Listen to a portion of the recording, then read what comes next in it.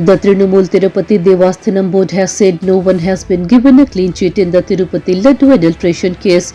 Board chairman B.R. Naidu told the media that the SIT charge sheet clearly shows evidence of adulterated ghee used in making the sacred laddus. He warned that some groups are spreading false claims and confusing devotees. The CBI's final report said animal fat was not found, but the ghee had harmful mixing. Tests showed vegetable oil, beta-carotene and ester chemicals in the samples. A dairy firm from Uttarakhand allegedly supplied the adulterated ghee for the temple prasadam. In Uttar Pradesh, Mahoba district BJP MLA Braj Bhushan Rajput stopped the convoy of Cabinet Minister Swatantra Dev Singh on Friday afternoon. The MLA, along with around 100 village head, blocked the road by parking 30 cars and 20 bikes in front of minister's vehicle. Rajput expressed anger over water supply issues in his constituency. He said pipelines were dug up but roads were not repaired, causing problem for villagers. Supporters of the MLA argued with local police officer during the protest. The incident created tension for some time before officials stepped in to calm the situation and clear the route. Sunetra Pawar, wife of late Ajit Pawar, is expected to become Maharashtra's first woman deputy chief minister.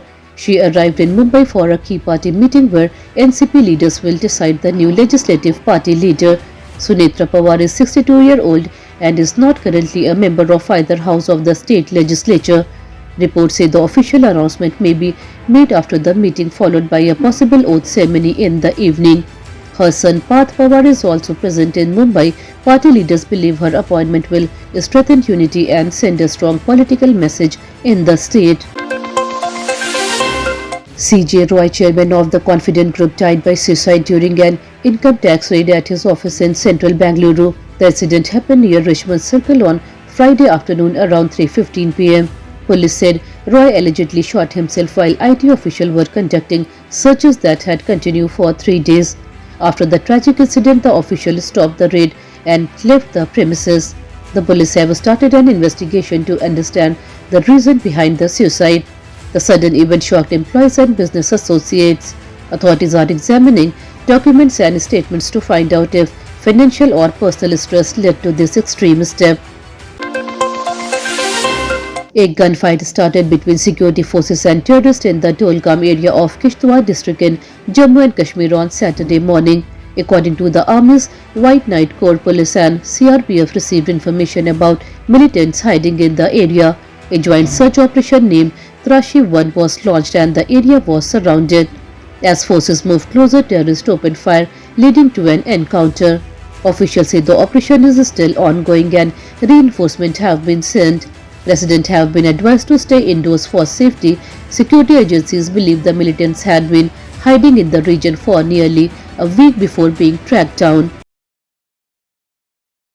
Around 65 Indians are being caught every day in the United States while trying to enter through the illegal Turkey route, according to recent reports. In the past 1 year, nearly 23,000 Indians were arrested by US authorities for illegal entry.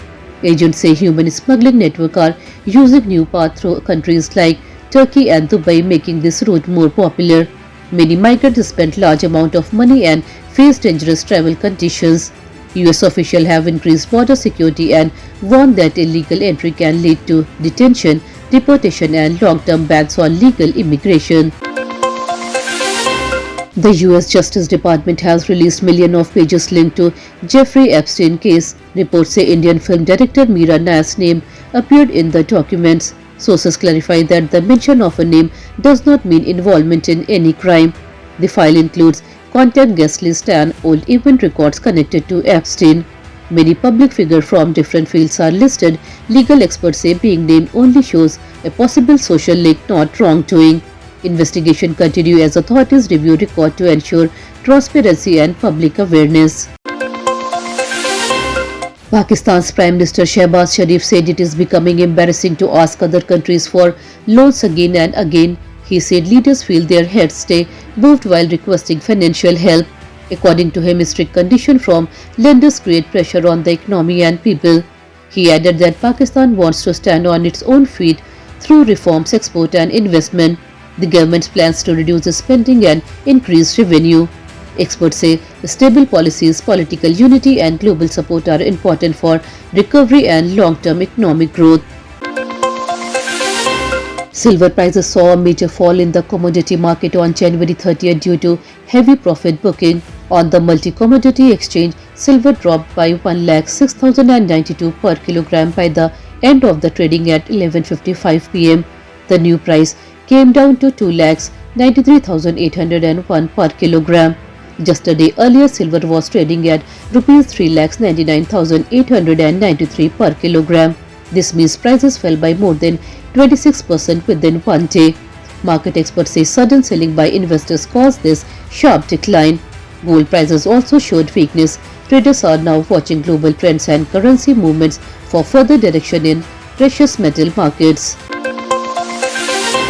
India will face New Zealand in the last T20 match before the World Cup and all eyes are on Sanju Samson. He has a big chance to secure his place with a strong performance. Captain Suryakumar Yadav is also close to breaking Rohit Sharma's record for most T20 runs as captain. The team management wants a winning combination before the mega event.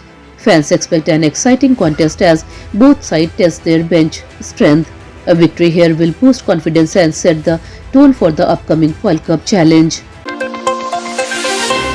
Cold weather has returned to many northern states of India, bringing dense fog and low temperatures on Saturday morning. Cities in Delhi, Uttar Pradesh, Haryana, Punjab, Rajasthan, Madhya Pradesh and Himachal Pradesh reported heavy fog.